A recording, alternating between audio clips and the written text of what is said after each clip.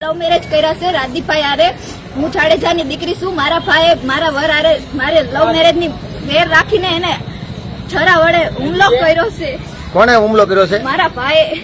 જાડેજા હાર્દિકસિંહ. તો સાહેબ અત્યારે વાત કરવામાં આવે તો ભાવનગરમાં મિત્રો એક જાડેજાની દીકરીએ બહારની સમાજની અંદર પ્રેમ લગ્ન કરી નાખ્યા.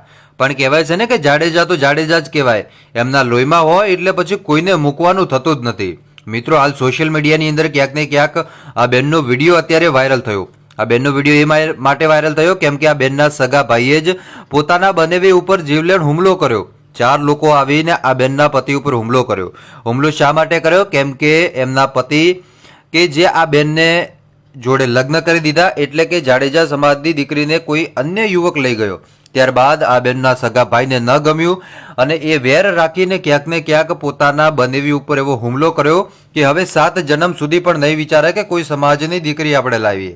કેમ કે અત્યારે બેન લગાતાર ને લગાતાર પોતાના પરિવારજન ઉપર આક્ષેપ નાખી રહ્યા છે, પોતાના ભાઈ ઉપર આક્ષેપો નાખી રહ્યા છે કે મારા ભાઈએ જ મારા પતિ જોડે માર મરાવ્યો એટલે કે પોતાના પતિને મરાવ્યો. મિત્રો એના ભાઈએ જ એટલે કે આ બેન તમે જોઈ રહ્યા છો એ બેનના પતિને ક્યાંક ને ક્યાંક મારવામાં આવ્યો, એટલો બધો ગંભીર મારવામાં આવ્યો કે ભાઈ તમે વાત જ ન પૂછો.